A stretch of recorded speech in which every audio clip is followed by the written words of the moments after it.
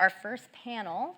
Moderated by Chris Davis, CBIA's Vice President of Public Policy, our panelist Jack Benjamin, Economic Development Director for the City of Hartford, Ann Benowitz, Vice President of Economic Development and Workforce Initiatives with the Greater New Haven Chamber of Commerce, and Representative Lucy Dathan, State Representative for the 142nd District, representing New Canaan and Norwalk, and Chair of the Government Oversight Committee, will explore strengthening Main Street ecosystems from policy to practice.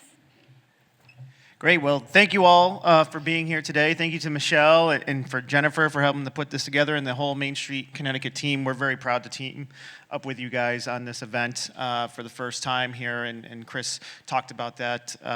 I oversee all of our policy at CBIA, so every day trying to grow Connecticut's economy, whether it be at the Main Street level, at the retention and attraction level.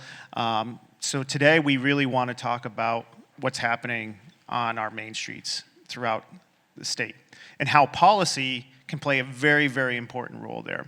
Because as we know, small businesses on our main streets either survive or they can thrive based off of the policy that we have coming out at both the state level and at the local level. And that's everything from permitting to parking requirements to economic development, seed funding, things like that that really drive that type of economic growth on our main streets and create that ecosystem that we're here to talk about here today.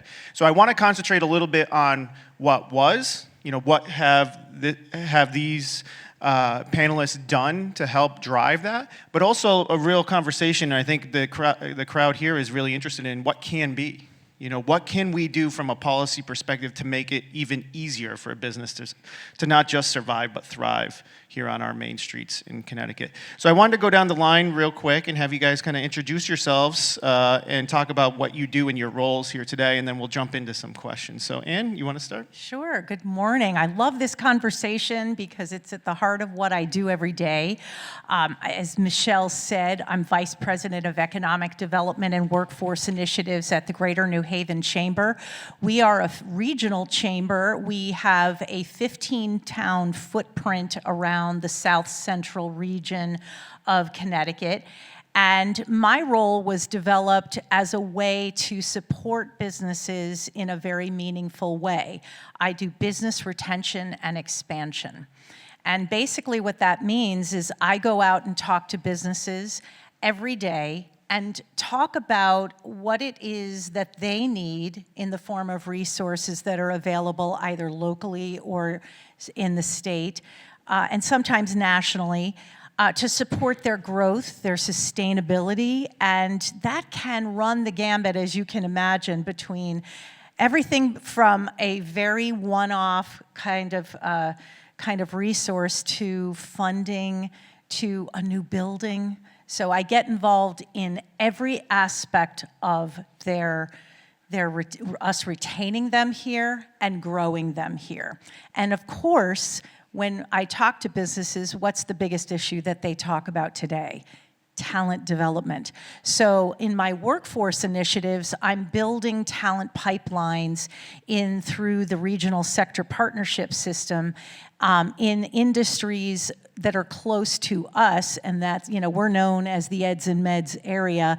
So we have healthcare, bioscience, manufacturing, and we co-lead the manufacturing with our partners out of Middlesex Chamber.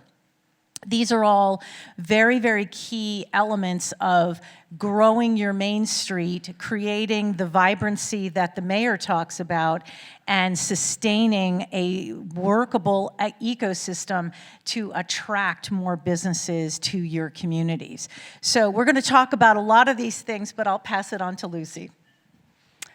Thank you so much. I think I got this working okay. Hi, I'm Lucy Dathan. I represent the 142nd District, which is part of Norwalk and part of New Canaan. I'm also a candidate in the 26th Senate District, so I've got that going on.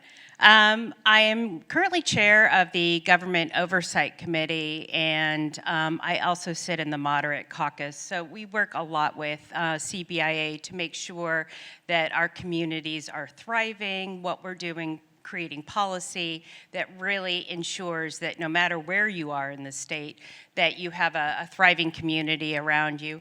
I have a background as an entrepreneur. I actually been a CFO of startup companies throughout my career, worked for the London Stock Exchange, and also was doing public accounting and auditing and investment banking for a while. So what I have seen in my career that we need to ensure success of small companies by creating the ecosystem around them. I was really impressed with some of the statistics that Jean put through and talked about how things are evolving when it comes to what businesses need and what they're looking for in our communities. In my role as government oversight co-chair, I am very much working on the ways that we can have oversight over things in our government, but also be able to ensure that what we're doing in our state helps and supports our businesses. We're looking at 2 bills, and as a former chair of Regs Review, which is kind of very detailed process, and I'm not going to go into that now because it is just a lot. We have thousands and thousands and thousands of regulations in our state. And as a small business owner, the onus is on you to make sure that you're following those regulations. There are many, many, many that are so outdated, but you still have to follow them because they're on the books. So I've been working with the governor and other folks in our communities and talking about this issue. And we did a bill, and I'm just going to have to refer to my notes because there's so many bills.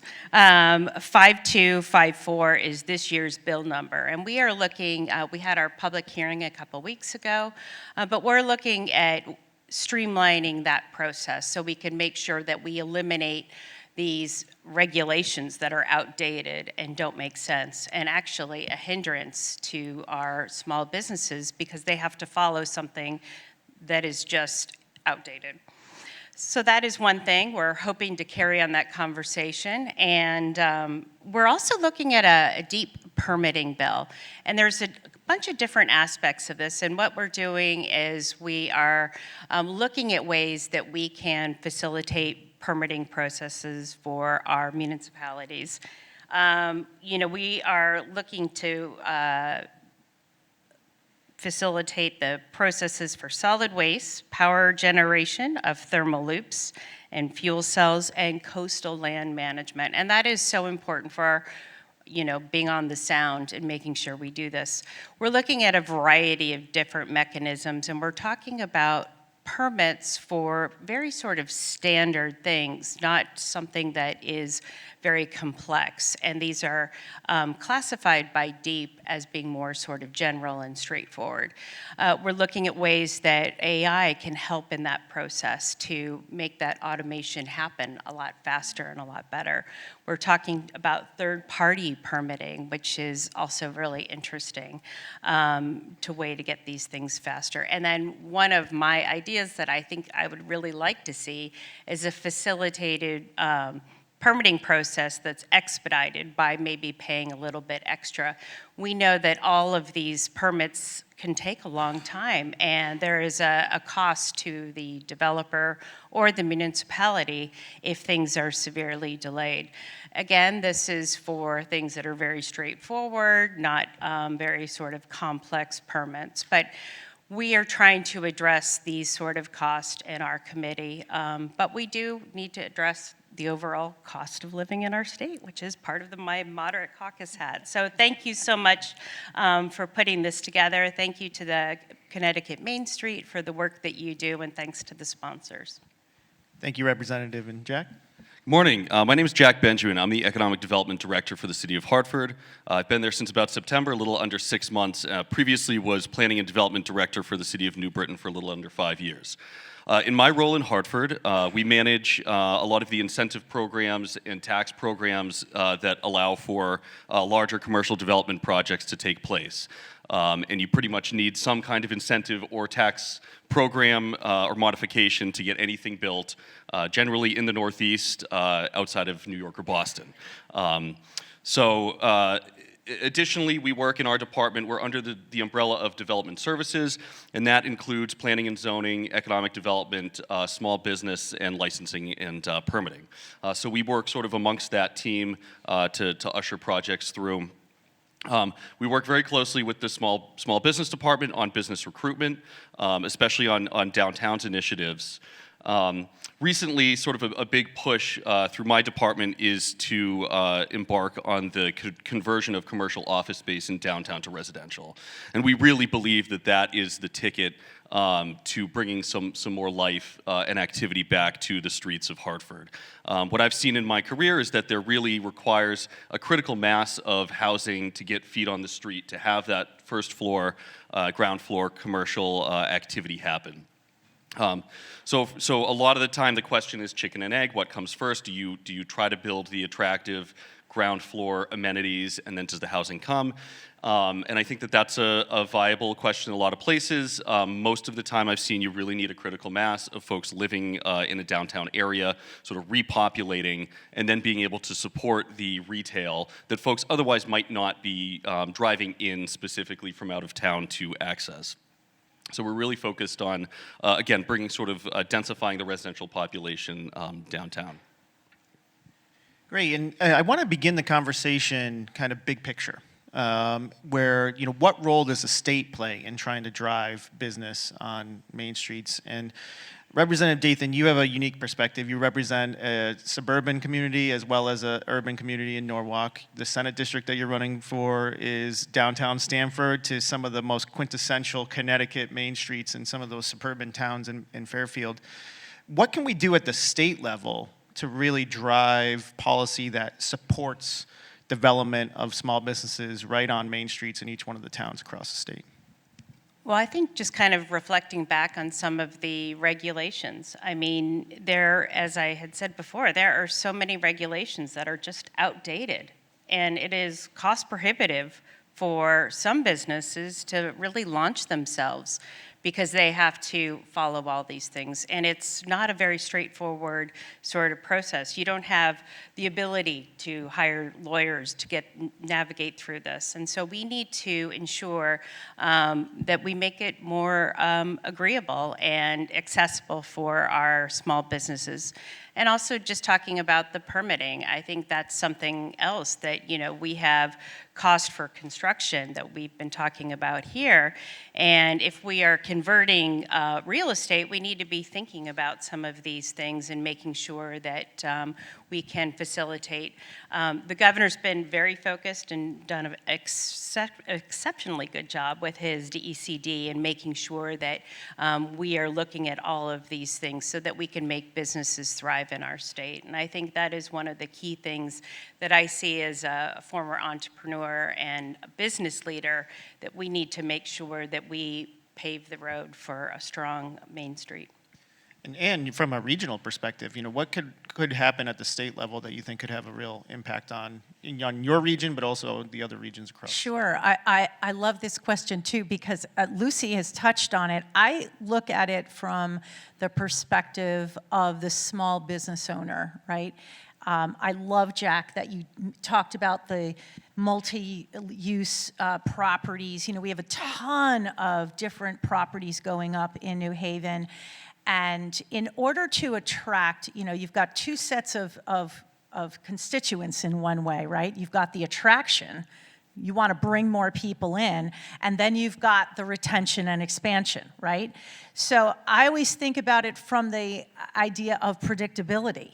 These small businesses and even the large businesses want to understand exactly what they need to do. They want to do what you're asking of them. It's not always transparent, it's not always clear. And so I think aligning all of the requirements, putting them on your website, if you're a small to medium size or even a large town, I think that's a great way of approaching, beginning to approach this process. Not only that, but, some of the smaller towns have the luxury of bringing all of those people together. I live in North Haven, and those of you who know my first selectman, Mike Frieda, he does this every time a small business or any business comes into town. He brings the fire marshal in, he brings all of the folks from economic development, anybody who has an impact on regulatory requirements is brought to the table. I think you can do that with the use of your websites, and that's an important part of attracting. But at the same time, it's an important part of retaining, because if you can have a way to have feedback, the feedback loop is really critical to small businesses. Maybe in a smaller town, or, I know in New Haven, and, I love, Jean, what you said, as Hartford goes, so does the region, right? We feel the same way in New Haven. If New Haven is successful, so are our 15 towns. It feeds into itself. Every larger city in the state has the same ecosystem. So if you can make it predictable and transparent, and I think you touched on this before, Lucy, but I'll expand on it. The costs are they just keep coming, and the small businesses kind of go, I thought I wanted to come here, but now, you don't want them, as the mayor said, you want them to have faith in you. And that is a very, very, very key important part of their decision to come and decision to stay. So I would say that it's that predictability. Yeah, and hitting on those, big three, and when I'm at the state capitol, I always push this, predictability, stability, and then sustainability of what you're able to do there. And this is why I love this panel, because Jack, you have some really unique experience here, because you were the economic developer for a mid-sized city, kind of in the center of the state, and now you've moved on to the capital city here. What are some things that you were able to accomplish in both cities, where you're looking at regulatory reform, maybe permitting reform, some of the things that Ann and Lucy just talked about that you were able to actually, implement and activate in those cities? Great. So you're not going to let me ask or answer what the state could do, because I got. Oh yeah, you could do that. I mean, this would be a great way. I was going to be the one that was going to ask for money. Yeah. So yeah. I'll think about that in my appropriations Okay. hat. Thank you, Rep. Lucy. So, I mean, we'll talk regulatory. So, for us in New Britain, we really started to go through zoning with a fine-tooth comb. And I know that zoning has been sort of talked about and lamented for a few decades now, especially with, the rise of sort of the smart growth, new urbanism, come back to downtown approaches that started in the 90s. I feel like we've been having this conversation about zoning for a couple decades now. But a lot of the legacy cities, especially around the Northeast, are really still stuck with these zoning codes from the mid-20th century. So when I came on board in New Britain in 2021, the zoning code hadn't undergone an overhaul since the late 1960s. So we were looking at almost 50 years, and in that time in the late 1960s, they were really trying to build suburbia. So there was all this bad code overlaid on existing buildings that made them legally non-conforming. So our first step was really to go back to the code and say, what can we make conforming that makes sense for our downtown? So we took apart the Central Business District Code, and the issues with the CBD really had to do with sort of permissiveness when it came to actual land use. So what kind of activities could be done on different properties, and sort of density, right? So there was not this eye to promoting density in downtown. So we really went through CBD. We also found that a lot of the issues with the sort of ancillary, also sort of what I would call Main Street districts in the city, but we're not directly downtown, sort of the arteries and commercial corridors that came off of downtown. The issues there were that it was a little too permissive with land use. So the opposite problem happened on places like Arch Street and some ends of Broad Street, and places that were sort of strictly business zones, where you had a lot of developers building what are referred to as taxpayers. So that's like your one-story, warehouse or something that's really not promoting foot traffic. It's not a vacant lot, but it's not much better. It's not providing activity to your downtown core. They're called taxpayers because they build them, they get rent off them, and it's just enough to cover the taxes. And it's essentially what developer speculators do. So we had to go and tweak some of our business zone specific and sort of ancillary mixed-use zones around the core to promote more walkability, to install a little bit of that form-based code where we were focused more on the architectural and dimensional bulk standard sort of requirements of construction than we were the uses. So it was sort of something we threw around. It wasn't something we got to implement before I left. And I don't know, I mean, Hartford's a different beast, so I don't know how applicable it will be in Hartford. But we talked about something that would be like a form-based code incentive overlay district. So as a builder developer, if you are to construct a building that meets these sort of dimensional and architectural standards, you are then able to have a looser sort of or less restrictive uses on the property. And so I think you'd have to sort of think about the guide rails you put around that. But really focusing on, again, and I think that this is just so critical to downtowns, it's like you don't want that sawtooth look. You don't want the vacant lot, the parking lot. You don't want that single-story taxpayer building. You want mixed-use buildings filling the street front. Studies have been done that show people want that sort of consistent building wall to walk along. It's a sort of makes people feel protected and safe. There are less of those alleys and parking lots. And so I think it's critical to have code that encourages and in some cases enforces maintaining that building wall and having that sort of structure and architectural form in place, and then being a little looser about the uses in those buildings. So on those specific items, is there challenges at the state level that you're facing in trying to implement some of those zoning changes or those overlay zone changes that have certain requirements, whether it be parking requirements or other things that kind of trickle down from the state level to on the in Connecticut, we're lucky in that zoning is really kind of a home rule issue. We really get to govern ourselves zoning-wise. The state also has been making really good moves in recent years through the housing bill, through the overhaul on accessory dwelling units. A lot of really good moves to sort of amplify the ability of localities to densify zoning. And I think that the state's really shown that they're willing to assist with that through CMDA and their success with transit-oriented development. The one thing, when we were asked generally about what the state could do, I was going to ask for money, because I do think that there is, my big thing about downtown retail and making main streets active and healthy places is you have to de-risk for the business owner and the property owner at the same time. And the only way to do that is through some kind of tax credit or grant.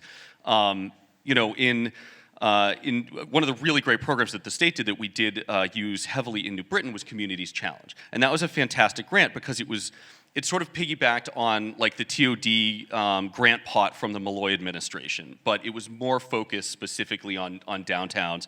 And the municipalities that qualified really had downtowns that you could do infill mixed use or adaptive reuse projects in. And that program was great because it allowed you to fill the capital gap or the gap in a capital stack for a construction project. But you also had to check all the boxes. Are you within a half mile of a transit station? Is this an infill project? Is there associated streetscape work and signage work? So you had to check all these things off your project to score highly, these things that make for a great downtown. So having a pot of money that is specifically targeted towards infill, and CMDA is basically taking up that mantle, right? So the funding that's going to be available through CMDA is specifically targeted at those sort of downtowns and main streets. And to that point, the advocacy side of arguing for these types of programs to be created, I know, Ann, you are active in this space and really advocating for the greater New Haven region. What are some of the things that you and the chamber are actively kind of advocating for this session? Sure. Yes, we do have a very vibrant public policy arm of the chamber. We have a director of public policy as well as a governmental affairs committee. And, it really comes down to partnership, right? So part of what I want to, have you know is that we also partner with our 15 towns to make sure that they have a voice so that their small businesses have a voice in Hartford. And then we advocate through our work. And of course, we partner with the CBIA. At least I think we do, Chris, right? We do. And, we make sure that all of the business community is supported, right? So, but the biggest thing right now is Tweed. Tweed New Haven Airport is an economic driver for us. You know, you think about all of the bioscience companies, all of the work that Yale does, and all of our surrounding businesses. This is a critical piece of our infrastructure, our transportation access, and you know, you've probably seen that it has 1 million visitors, and now it's going to be 2. That is an incredibly important aspect of our work on the governmental affairs side. But also putting the parties together in that effort, I would say that that's really important. And I think that, you know, from a small business perspective, why is that important? Because that brings visitation, right? That's important to our visitors, and we have done a very good job of going out and marketing New Haven in other communities that Avelo and Breeze serves. You all may not realize that, but we do familiarization tours in those cities and make sure that there's marketing campaigns in those cities so that Avelo can transport to the cities. And it's been a very successful undertaking. But that, again, has a waterfall effect into our downtowns, which is really great. So really, we're advocating for that. And, you know, there are so many things. I think Lucy touched on many of them, so I won't repeat them. But that is the biggest thing that we are looking at. And, you know, we at CBIA, we did an economic action plan just a couple of years ago, and one of the main things that came out of that was that collaboration is key to success. And we studied, you know, the best practices around the country, and that was like the number one thing, is that when you have municipalities in the state, you have local businesses in their towns, everyone working together. And Representative Dathan, Can I just touch on that Sure. before you go on? I'm sorry to interrupt you, Lucy. But, you know, I just want to echo this point. We have had people come in from California, Florida, Texas, and the number one thing that they have said is they cannot believe how aligned the state and the local region is in partnering. So good on us, because we have a great story to tell. And I don't know about you, but I think what's going on in Connecticut is so exciting. I mean, yes, we have challenges. We definitely have challenges, but we're always going to have challenges. So does Texas, by the way. So, you know, I think that just shining a light on that point is a really good thing to do today, because there are a lot of partnerships that go on all the time that are really, really key. I think this panel is a good example, too. And to that point, the collaboration that can take place, right? So what are we seeing, you know, opportunities for the state to be able to collaborate with those local businesses, maybe their local business districts, maybe the local chambers of commerce, to be able to drive this? I think one thing we really haven't touched upon today too much is the transportation. I don't sit on transportation, in full transparency, but I do believe that we need to do better with our transportation. In Fairfield County, it's probably one of the top issues that you will hear from businesses and people moving to the area is traffic is really bad. Both Merritt Parkway and 95 can be gridlocked. Then you have, you know, the trains. We operate great train service into New York, but we need to make sure that not just they go faster, because they are basically slower than they were when I was born. And that's kind of funny, but it's not that old. But in terms of transportation, we really need to invest in our state transportation, make sure that as part of this ecosystem, in order to have sort of a center thriving downtown that's surrounded by a transit-oriented development and a thriving Main Street, we need to also make sure that our trains are in great order. We need to make sure that workers can get on 95 and not have 30 minutes to go 5 miles, and make sure that we do a good job maintaining our roads. We do have a lot of issues facing us as a state with our transportation fund, and that's a whole nother discussion beyond today. But I think, investing in transportation will be a very important economic driver for our state and our main streets. And Jack, between New Britain and Hartford, the fast track, you have the new train service going in and out of Hartford, the redevelopment of the train station and its district there. What are some of the things that you think on the transportation side and transit-oriented development that I know you just mentioned, but, how can that help this downtown area thrive? So while we're asking the state and the feds for things, I think that I really think that the fast track would benefit from being light rail at some point. I think the reliability of transportation is huge. Like Rep. Lucy was saying about the sort of predictability for workers, right? I got to know that I can show up on time if I use this transit option. Since being in Hartford, I've taken the fast track a number of times to commute. Sometimes because my car was in the shop, and sometimes because I legitimately like, the commute and being able to answer emails on my phone instead of trying to do so while sitting in traffic on 84, which is not advised. But I think that reliability is really key, and I think reaching. You sort of have to think about critical mass of population and sort of commercial activity when you think about whether or not a place can support a transit station.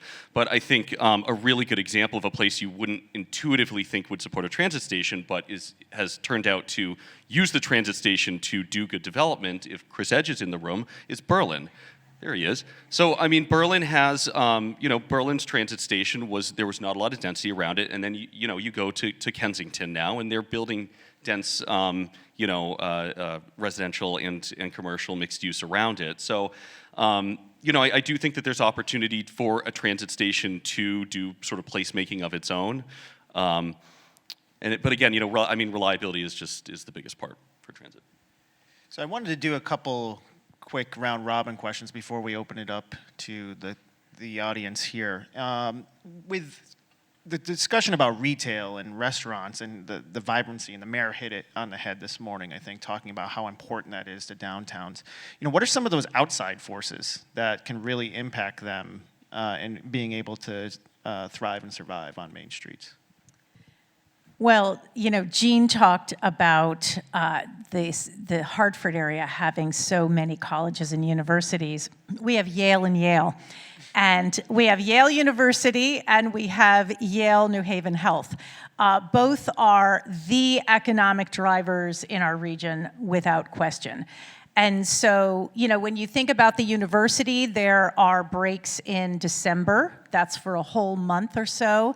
And then you've got their summer break. So those have an enormous impact on our main street. But, one of the other things that has happened, and I think importantly, an important aspect to raise, is the idea of hybrid learning and hybrid work. That has had a real impact as well. So when you think about, I could give you example over example of, for the biggest one in my head is a law firm had 3 floors in one of our major towers. They now have 1 floor. Some bioscience companies, don't succeed. They go from, maybe 16,000 square feet to 2. That makes a big impact. So these economic impacts, I think, are real. The federal funding from the NIH on both Yale and Yale has made a big impact. The hybrid learning. And, I think transportation, I love that you brought that up. I brought up one piece of the transportation, but in my workforce collaboratives, we talk about transportation quite a bit. We've had Christine Cohen, who is the lead of the transportation committee, in twice to talk to us about creative solutions. And there are some creative solutions starting to percolate, but there needs to be more. That is going to feed the whole ecosystem and really make it a lot easier for our main streets to thrive and grow. Representative? Transportation. We have been looking at creative solutions around housing and thriving downtowns because businesses do not want to move to our state unless there is a thriving place for their workers to live and transportation to get there. But I think, this is an ongoing discussion, and the longer I've been in the legislature for 8 years, and everything is so connected. I hadn't quite appreciated how, it's like there's small little trim tabs in our economy and our businesses and how we think about things. And I think the communication that we have with our partners in the various cities and our more of our suburbs with the legislature and what's important to them, again, over and over, it's housing, it's transportation, it's ways to make energy cost and other costs more affordable. But healthcare is also such a huge part, and I know with our sponsor and having Yale in our state and many insurers here, we should be getting this right, but the cost of healthcare is going up for so many businesses, and we do need to be thinking about how can we support businesses gaining a bigger workforce if their cost of healthcare is so high. And municipalities are seeing this with their municipal employees, and the cost of healthcare increasing by as much as 20-30% over a multi-year period. So it is so interconnected, and I don't think we have enough time today to talk about everything. Jack? As far as the invisible sort of forces go, I think, I second the macroeconomic trends, local tax policy, local approvals and permitting processes, and then literally what you can't see under the ground, utilities and infrastructure. So macroeconomic trends, that is the story of downtown Hartford, right? So everybody lamented sort of in the 20th century that it was an 8-hour day downtown, and then everybody who was working downtown left for the burbs, and there was some truth to that. And then that's something that we've had to contend with kind of twofold since COVID and the rise of remote work, and again, having some of these corporate tenants taking up less space. Local tax policy, right? So does building a bigger building or building at a certain scale or with a capital cost or capital outlay requirement, is that supported by the local tax policy? Approvals and permitting. So one of the things we talk about, especially with retail in urban areas, is sort of the melt rate. So between the pool of folks who walk into City Hall and say, I want to start a business, how many of them actually sign a lease in a building, start their business, buy a building, and open? And there's a really big melt rate in there. A very small percentage of people actually are able to go through with it, and the permitting and approvals process is a big part of that, because the more friction you add to that, the less likely that somebody's going to be able to successfully open and be able to make money. And then utilities, right? So what you can't see, it's knowing that you've got the infrastructure you need as a business owner to support yourself. All right, lightning round, last question. If you had a magic wand, what is the one thing that you would change overnight to try to make it easier for businesses to survive on and thrive on Main Streets? I only get one, right? One. Because like Jack, I have a list.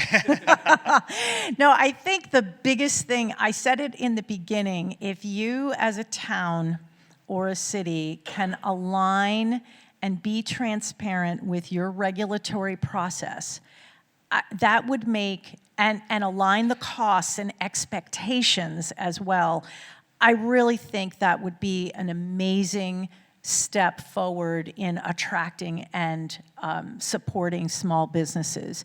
I also think that you need to go out and talk to your small businesses. You have to have a mechanism for them to give, some kind of feedback loop, whether it's a downtown merchants association or some kind of roundtable that you support. So I think those two things. Sorry, I didn't go one. Representative? I'm going to say transparency. I think we all work better when we know the layout of what we're facing, whether it is permitting, whether it's regulation, whether it's looking at how we can improve our economy by investing in infrastructure, whether it's roads or electricity or other sort of infrastructure. So if I could do one thing, I would say transparency. And as government oversight chair, I think I'm got my job cut out for me. In a perfect position. Jack? And I'm going to ask for money again. So I think I'm going to beat the drum of de-risking, right? So that to me is most critical, especially as you think about our Main Street businesses. There needs to be room to not fail, but to sort of grow into your space. And I think it's, programs that can help do a rental rebate for the building and property owners, or help with upfront build-out costs, right? I mean, there's so many mechanisms to do it, but de-risking for the small businesses is so key, because I think that you put together a business plan and a model, and nobody expects that to be the reality, but sometimes it's not even close. And so you end up on, say, Pratt Street, and you're selling a certain product or a service or your restaurant, and you might have to adjust your operating hours, you might have to adjust your menu, your prices, everything. And I think that you can only do that in real time. And so having programs out there that are able to support that sort of risky endeavor over 12, 18, 24 months, and give folks the runway to feel like they can have sort of a soft landing, or they can have a bad month, or they can experiment with their menu. I think that that's really key. So if there was this infinite pot of money that helped incentivize developers and commercial property owners to not charge rent for a couple of years, that's what I would do. Quite the magic wand there. So I think we have time for at least a question, or two maybe. Any questions from the audience? One over here. We've got a microphone for you. Great, perfect, thank you. So regarding speeding of the permitting If you process, just identify yourself. Too, yeah, just so sure. the I'm William panelists know. Wallach from the City of Torrington, Economic Development Director. Thank you. Regarding expediting the permitting process, I think there's a parallel track where we could expedite blight enforcement, especially with those properties that are vacant commercial spaces. I know there's a bill, I believe, out there for $5 a square foot. If there's a mechanism to tie incentivizing investment into blighted properties. If you want to know about taking on blighted properties, come to my office. I can give you an earful. But I just encourage, this is a terrible question because I'm telling you what to do. Just encourage, looking at blight as opportunities and as investment rather than just enforcing compliance. Terrible question, sorry about that. So I'll just address the blight. I can tell you from New Haven's perspective, it's so fascinating. We have very little space left in New Haven. We have looked at and tapped almost every building in the city because there's just a great need for businesses to expand and businesses to come in. So we are hot on that topic, and I love that you brought it up because it really is something that will help us expand our reach for businesses. So thanks. Thank you for that question as well. And just wanted to add, I'm looking forward to looking into that bill. Mostly I hear about residential blight issues. So I think, kind of thinking about it on a more urban scale is also really important. So thank you. I would just say, having programs in place that are taking really long-term looks at the value of a property, a blighted property, brownfield, over the course of 10 or 15 years from a tax revenue perspective. So like tax increment financing specifically projects out what the revenue of a project's going to be based on its post-project valuation. And then you can make the loans and capital commitments up front that basically take that delta between what the property would be paying had nobody done anything to it for 10 or 15 years versus what that post-project valuation is. So I think being able to have that foresight and project out, work well with your assessor's office and try to make them comfortable, and then project out what the tax revenue could be gleaned over that period of time, bring that money up front and make that commitment. Yeah, TIFs are very important. I know when I was in the legislature, I helped push through the expansion of that so that more and more communities can be able to take advantage of that. One last question here. Good morning, and what a great panel. My name is Mark Nelson. I am the City of Hartford's former tax collector for 8 years under 3 mayors. And Jack, nice to see you and welcome to Hartford. After leaving, I became the mayor of the city of Poughkeepsie, where we deployed $20 million in ARPA, mostly on development, and I was there for Vassar Hospital's $500 million investment in that city. I'm now the town manager in Simsbury. Wanted to mention something to you across state lines coming back to Connecticut from New York, and that's the personal property tax. We talk a lot, I think this is really important for Main Street, right? The taxation on your small businesses. Jack, you touched on it. But, you know, pilots and tax abatements seem to be focused primarily on affordable housing, converting commercial to residential, and so forth.